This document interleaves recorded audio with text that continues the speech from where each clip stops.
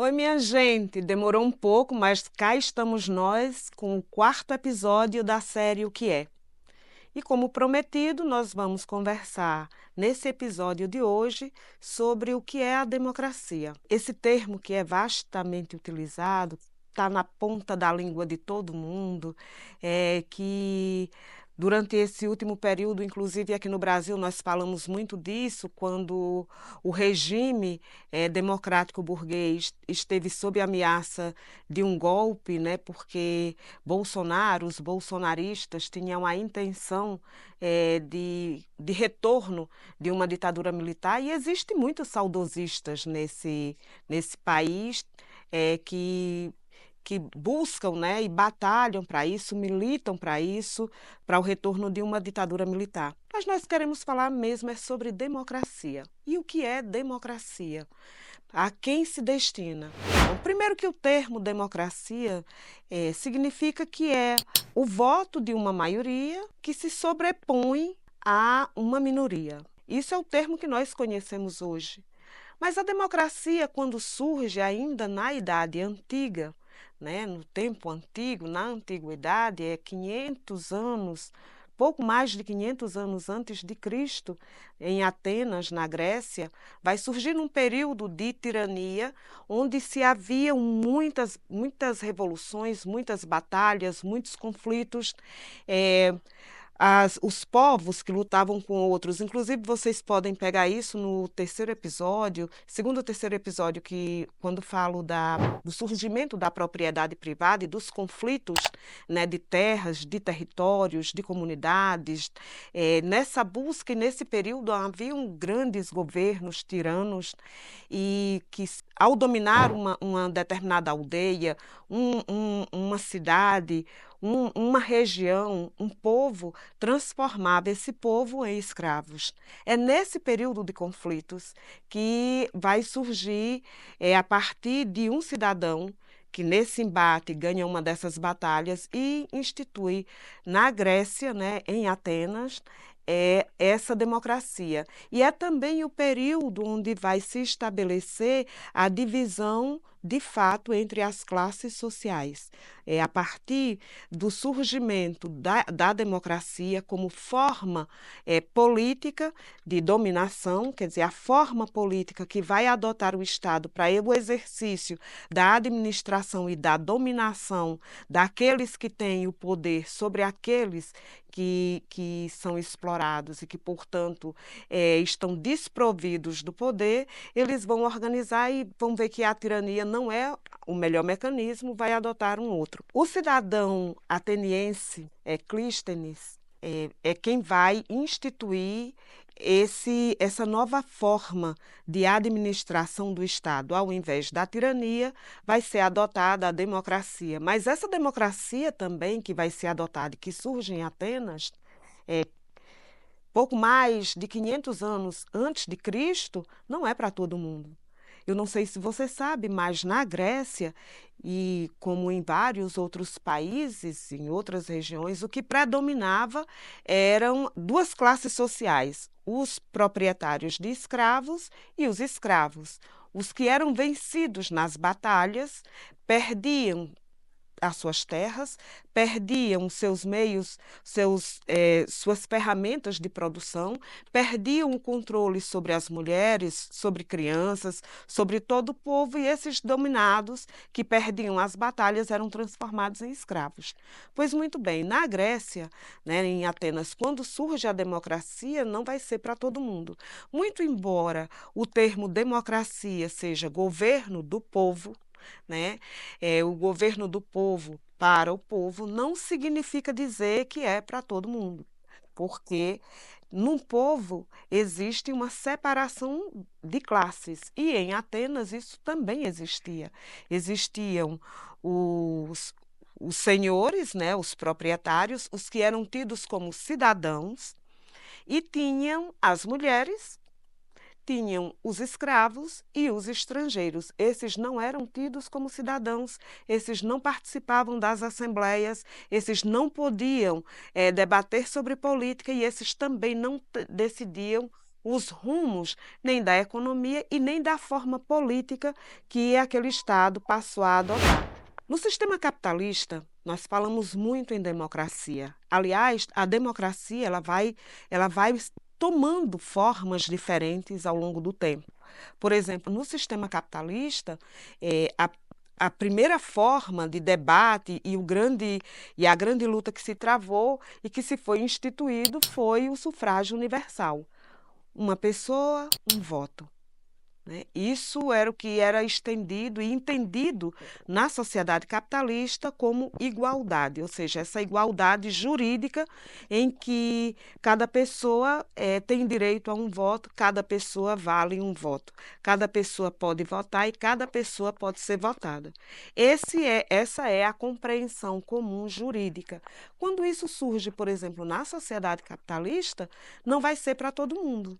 Assim como em Atenas, somente os cidadãos de bens, né, os possuidores da classe dominante, os proprietários de escravos, que também eram proprietários das mulheres, que definia tudo na sociedade, era quem decidia os rumos da política. Entre esses iguais, em condições de igualdade de bens, podia se discutir, se debater, e a partir dali, quem tivesse a maior quantidade de votos, obviamente, ia se aplicar aquilo que eles decidiram entre eles, que eram muito ricos.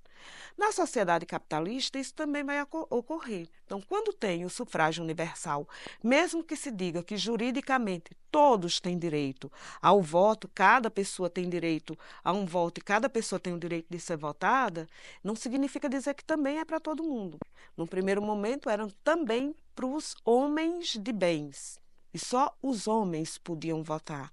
Tanto é que tiveram vários movimentos, o movimento das sufragistas, que foi um movimento internacional de mulheres, principalmente as mulheres de classe média, as mulheres burguesas, mas também que abarcou vários setores organizados, inclusive da classe trabalhadora, das mulheres assalariadas e campesinas também, que defendiam o direito de votar.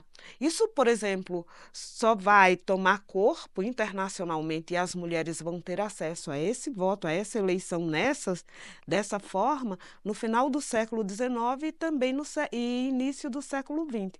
Por exemplo, no Brasil, as mulheres só vão ter direito de votar na década de 30 do século XX. Então, é muito recente essa participação feminina nas eleições. Lênin vai falar nesse seu livro aqui, Estado e Revolução, uma das principais obras de Lênin, que nós já falamos bastante dele aqui nessa série. Nesse seu livro Estado e Revolução, ele faz um apanhado de todas as citações de Engels, de Marx, sobre esse tema do Estado, sobre a questão da democracia, fazendo sintetizando para tirar uma grande confusão existente no movimento da classe trabalhadora internacionalmente, a compreensão de que o Estado é um órgão, né? É um conjunto de instituições que existe na sociedade para garantir o equilíbrio entre as classes sociais, ou seja, para assegurar a harmonia entre as classes, para assegurar que os direitos entre as classes sejam garantidos. Tanto Engels vai fazer esse apanhado de citações de Marx e de Engels para dizer exatamente o contrário, que nem Marx e nem Engels disseram isso em canto algum, até porque a compreensão de ambos é de que o Estado é um conjunto de instituições que assegura a dominação da classe que é economicamente, também é politicamente dominante, e ela, portanto, é quem controla o Estado. E vai falar que na democracia burguesa, né, que na sociedade capitalista, o sistema, o regime social que a burguesia mais gosta, que ela ela prefere, que é da sua preferência, é o que chama de regime democrático. O regime democrático é aquele que garante as eleições a cada 2 anos, como é aqui no Brasil, a cada 4 anos para presidente, governador, deputados federais, deputados estaduais, e a cada 4 anos também para prefeitos e vereadores. Bom, esse é o exercício da democracia burguesa e que Marx e Engels vão dizer que é preferencial da burguesia capitalista, porque passa a aparência de que a classe trabalhadora, que é explorada, que é assalariada, que vive na informalidade, que recebe salários miseráveis, que não conhece democracia na fábrica, que não conhece democracia nas lojas quando ela está como comerciário, que não conhece a democracia no exercício do seu trabalho no cotidiano, pode passar a ideia que na sociedade você exerce democracia e que você tem poder de decisão. Bom, o máximo que se tem de decisão, de tomada de decisão que o povo em geral participa é dessas eleições, que tem campanhas eleitorais, que nós vamos falar daqui a pouco, e que ao final você escolhe. Mas será mesmo que a gente escolhe? Será mesmo que a gente decide? Será mesmo que de fato existe democracia e que é para todos? A gente vê o PT falar muito disso, né? Você vê vários reformistas defenderem, inclusive agora, na disputa entre bolsonaristas e lulistas, entre bolsonaristas da ultradireita e a Frente Ampla do PT, inclusive setores do PSOL, exaltando a bandeira da democracia. E, de fato, a democracia no Brasil existe e, como diz Marx e Engels, é o regime preferencial da classe dominante burguesa no sistema capitalista, porque passa essa aparência de que todos nós decidimos as eleições. Bom, nós, enquanto eleitores, só votamos uma vez em cada uma das eleições, num único dia, nos candidatos que estão ali disponíveis. As campanhas são feitas, como todos vocês conhecem, não em pé de igualdade. Hoje, inclusive, mais do que quando se institui a nova Constituição Brasileira, em 1988, no passado, você tinha mais acesso, no início, né, dessa nova Constituição, nessa abertura da passagem do regime militar para o regime democrático, burguês, daqui a pouco vamos dizer por que é burguês, e é burguês mesmo, a participação dos partidos, dos candidatos nas eleições era muito mais presente e você tinha muito mais acesso do que hoje. Hoje, inclusive, nós vemos partidos aqui no Brasil, como o PSOL, o PCdoB, o PT, os partidos que são tidos do âmbito da esquerda, dizerem que é preciso lutar pela radicalização da democracia. Bom, mas a radicalização da democracia significa dizer que você precisa ter direito de votar ou ter mais candidatos. Mas é somente isso, porque as regras das eleições instituída democraticamente no Parlamento brasileiro e sancionada pelo Executivo, é o que define como vai se dar as eleições. Então, como nós estávamos falando, a democracia é a forma política que o Estado,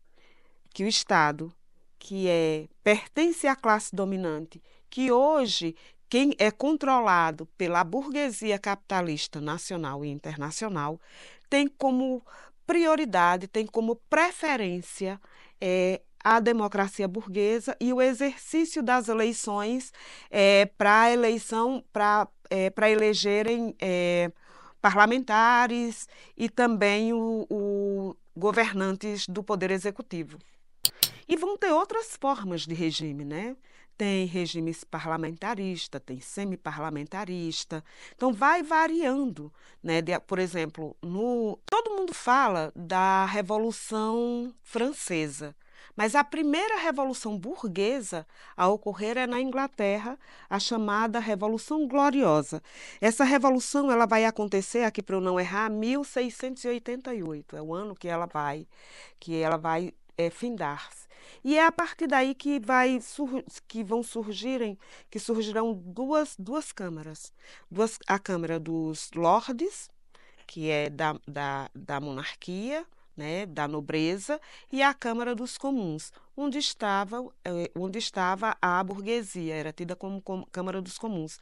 Até hoje, isso basicamente se unificou, mas até hoje na Inglaterra predomina dois tipos de regime.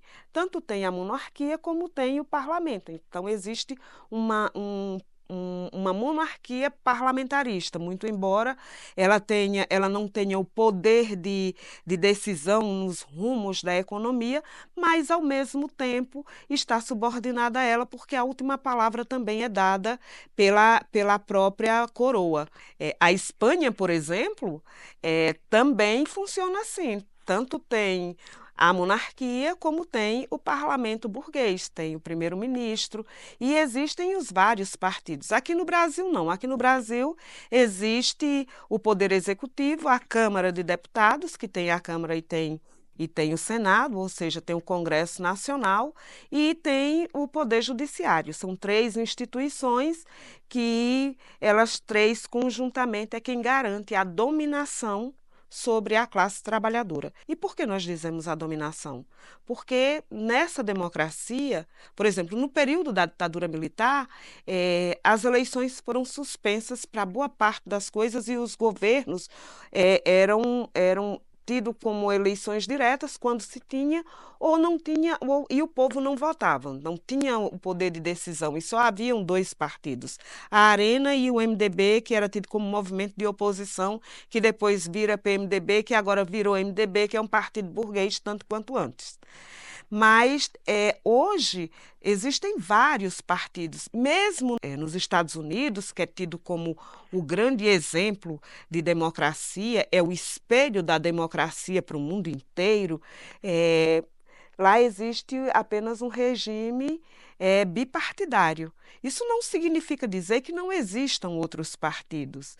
Existem outros partidos, mas nem o mundo e nem todo o povo dos Estados Unidos conhecem os partidos existentes, né? Por exemplo, nos Estados Unidos, eu estava vendo aqui, para além dos democratas e dos republicanos, existem os reformistas, existem os ambientalistas, existem os libertários, existe o nosso partido lá, que é um partido socialista e revolucionário, que é a Voz do Trabalhador, e existem N partidos que o povo desconhece, como aqui também no Brasil, está ficando cada vez mais difícil, na janela eleitoral, os partidos e as pessoas se organizarem para disputarem projetos políticos de exercício da sociedade, né? Por exemplo, a maioria, uma parte hoje dos partidos, principalmente os de esquerda, mais ligados à classe trabalhadora,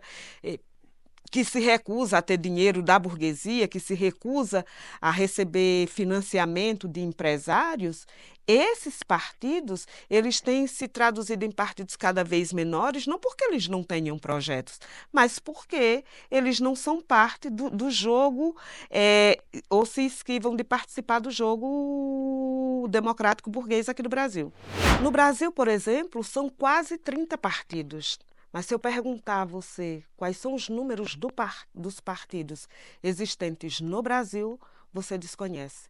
Se perguntar quem são os deputados federais que estão lá no Congresso Nacional, a maioria da classe trabalhadora, do povo brasileiro, desconhece. Os senadores e, assim, os deputados federais, vereadores, prefeitos, governadores, a maioria do povo desconhece. Pois muito bem, eles estão no dia a dia decidindo sobre a vida da sociedade no parlamento e no executivo, depois das eleições, sobre tudo nas nossas vidas. Para você ter uma ideia, o parlamento dos Estados Unidos e o governo dos Estados Unidos destinaram 95 bilhões de dólares para as guerras na Ucrânia e para o governo de Israel, chacinar, genocidar, trucidar para tomar as terras do povo palestino. E assim, com dois sentidos, né? Porque a Ucrânia que está lutando contra a dominação da Rússia e Israel que está lutando para dominar os palestinos. Então, são interesses meramente econômicos, mas que você veja que são rios de dinheiro. Foi o povo americano quem decidiu isso? Não, foi o parlamento quem decidiu. Para garantir os interesses do povo americano, também não. Porque o que se mais tem visto nas ruas é que o povo americano é contra a invasão e o genocídio que Israel tem praticado na Palestina. Mas nem por isso o parlamento estadunidense e o governo Biden tem suspendido o envio de armas para Israel, mesmo sendo Israel que luta contra um povo que nem exército tem. Por quê? Porque são negócios. São negócios. Aqui no Brasil, por exemplo, Lula continua dando bilhões em isenções à burguesia brasileira. Aí você sabe para quem serve essa democracia. Porque todo mundo votou em Lula, votou nos deputados, mas na hora que eles decidem, não decide para atender às necessidades da classe trabalhadora, decide por um telefonema para atender os apelos, tirando o dinheiro do PIS e do COFINS, que é a arrecadação de imposto de toda a sociedade, para isentar o pagamento de impostos do agronegócio, que planta e manda para fora para receber em dólar, que depois não paga imposto aqui no Brasil e que quando vai fazer algum tipo de financiamento, também vai buscar isso no BNDES. Então, quem faz o investimento para os grandes empresários do agronegócio é o Banco Brasileiro, ou seja, é o Banco de Desenvolvimento do Brasil, o BNDES, quem faz o investimento para esses setores. Para pagar imposto, você tem isenção. E eles vendem para fora, recebendo em dólar. Aí você descobre depois que eles ficam bilionários, porque o Estado, todo ele, é sugado para garantir os interesses desses senhores. Mas qual é a propaganda que é dita? A propaganda que é dada, que todo mundo diz, que todo quanto é governo diz, que a máquina do Brasil está inchada, que o governo gasta muito dinheiro com o pagamento de salário aos servidores públicos e que o governo gasta muito dinheiro com saúde e com educação, que gasta muito dinheiro com os direitos sociais da classe trabalhadora. E tome-lhe reforma. E quando vem reforma, não vem reforma para melhorar a vida dos trabalhadores, foi sempre para tirar. Então, quando o governo fez, através do parlamento, daqueles que foram eleitos democraticamente e que dizem que fazem isso democraticamente no Congresso Nacional, quando votam lá no Congresso Nacional, que vai tirar direito da classe trabalhadora através da reforma trabalhista, que vota para retirar direito da classe trabalhadora através de reformas na Previdência Social, que vota contra a classe trabalhadora quando coloca somente R$ 100 no salário mínimo, e aí a inflação é galopante e você não consegue nem comprar comida. Tudo isso é decidido no Congresso brasileiro, que eles dizem que foi democraticamente eleito pelo povo, porque o povo, no dia da eleição, foi lá e votou nos candidatos, que você sequer conhece todos os partidos, sequer conhecem todos os candidatos. O fundo partidário é um valor que os partidos recebem, todos os partidos não, porque nós não recebemos isso e não queremos esse dinheiro. É um valor que os partidos recebem, que é chamado de fundo partidário, para você manter a máquina de funcionamento do partido. Então, para você manter a estrutura do partido, prédios, funcionários, equipamentos, fazer propaganda eleitoral durante todo o período, né, garantir os profissionais, pois muito bem. São 462 milhões por ano, dividido da seguinte forma: 140 milhões, 290 mil é do PL, para pagar água, luz, telefone, internet e funcionários. Pelo Estado, viu? E em sendo pelo Estado, é dinheiro meu e dinheiro seu, tá? Do PT, 150, 115 milhões. Do PSB, 43 milhões. PSOL, 39 milhões. Isso aqui é por ano, para esse tipo de despesa administrativa. administrativa.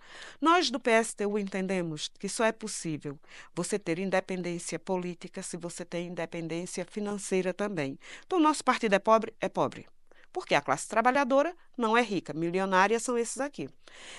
Mas nós queremos ter independência política para fazer governo para uma única classe social. Governar para o interesse de uma classe social, tirando de uma outra classe social. A burguesia garante que os seus governos tirem da classe trabalhadora para garantir o dinheiro que vão para essa classe social que ganha em milhões e bilhões. Nós defendemos que a democracia, para ser exercida e, de fato, cumprir o papel de que a maioria exerça o comando sobre a minoria, isso teria que ter uma ordem inversa. Seria a classe trabalhadora, que é majoritária, esmagadoramente majoritária, que teria que decidir. Mas esse é um papo para outra conversa que nós vamos ter. Então, para você ter uma ideia, isso aqui nós não falamos, por exemplo, do que ganha um deputado federal. Base, salário base de um base é aquele piso, tá? Esse piso que o governo está negando, inclusive, pagar para os profissionais de saúde, para os enfermeiros e técnicos que vivem aí numa batalha, e até agora esse negócio não se resolveu. Pois muito bem, os deputados ganham no piso R$ 33.763. Os deputados estaduais, no país inteiro, vai de 29 mil a 34 mil de salário base. Mas cada um desses deputados, de acordo com o Estado, também tem uma verba, que eles chamam verba de gabinete, que são para as despesas mensais que vão. Por exemplo, São Paulo é 37 mil, né? Tocantins, 39 mil em Tocantins.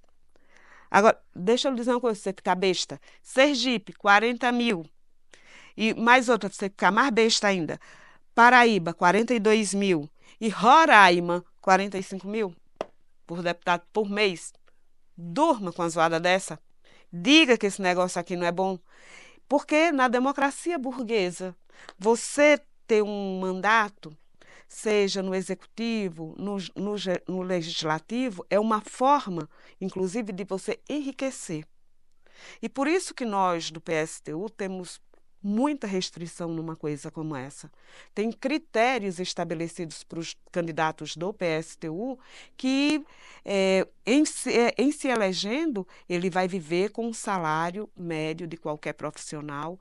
O que ele recebe no mandato é destinado, o partido é quem coordena isso, não vai para o bolso dele, porque uma forma de você cooptar as organizações da classe trabalhadora e que você vê vastamente com os partidos que foram criados pela classe trabalhadora, como o PT, como o PSOL, como o PCdoB, que estão todos aí no parlamento e nos governos, governando contra a classe trabalhadora, em nome da classe trabalhadora, mas para a burguesia, recebendo esse tipo de benefício, e quando ficam nessa mamata, ninguém quer voltar mais.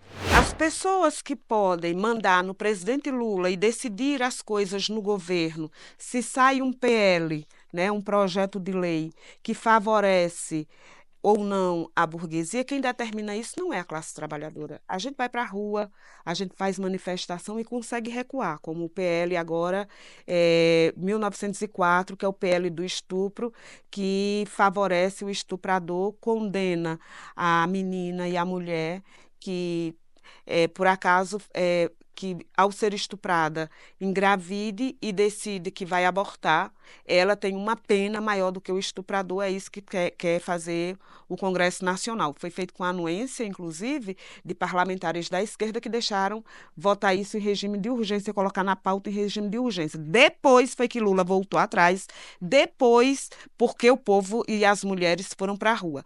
Mas quem determina, por exemplo, um PL mesmo, é quem tem dinheiro. Aquele que telefonou é do tipo que sai na revista Forbes, entre os 10 bilionários das 10 maiores empresas existentes aqui no Brasil, que na Bolsa de Valores, por exemplo, tem a bagatela de 295 bilhões. Né? Ou quando você tem os bancos, né, que tem um lucro recorde de 145 bilhões. E eu não sei se você sabe, mas os bancos aqui no Brasil não pagam 5% de ISS, que é o Imposto sobre Serviço, eles pagam apenas 2%. Era para pagar 5, pagam 2. Quando o governo abre mão de receber esses 3% dos bancos, somente aqui em São Paulo, em um ano, o governo abre mão de 216 bilhões de reais. Aí a gente fica sabendo depois que, por exemplo, lá em Itaquera, no Hospital Santa Marcelina, de 2019 para cá, tem menos 150 médicos. Aí a gente sabe por que é que pobre morre nas unidades de saúde por falta de assistência médica.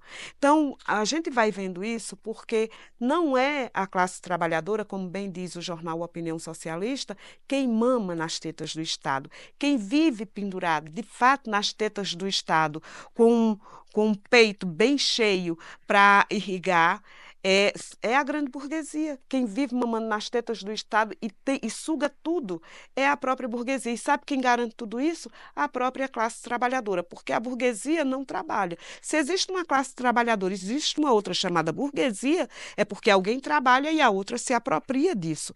A burguesia brasileira faz isso. Ela suga, explora ali no dia a dia do trabalho, ela suga na medida em que tem isenção fiscal, ela suga na medida em que vai buscar os benefícios para investir na sua empresa através dos bancos públicos, e quem garante isso é a chamada democracia burguesa, através do parlamento, no executivo e no legislativo. E quando o povo se zanga, tem uma lei que é executada contra o povo através do poder judiciário. Como você pode ver, a democracia burguesa é uma democracia, como bem o nome diz, para assegurar os interesses dos ricos. É a forma jurídica predominante, privilegiada, utilizada pela burguesia brasileira e internacional para garantir o seu domínio, fazendo de conta que o povo está participando, quando na verdade quem decide é ela. Existem outros regimes autoritários, existem, mas a democracia burguesa, como vocês podem ver,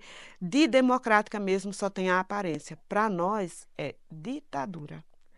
A democracia burguesa, a mais ampla das democracias burguesas, aquela mais ampla, a maior das democracias burguesas, não passa para a classe trabalhadora, como bem já disse Engels, como bem já disse Marx, não passa de uma ditadura sobre a classe trabalhadora. Por quê? Porque através do voto e através do que ela chama de democracia no seu parlamento, ela decide quem vive, quem morre, quem trabalha, quem não trabalha, em que condições trabalha, em que condição vai morrer, em que condição vai viver, se vai ter escola, se não vai ter escola.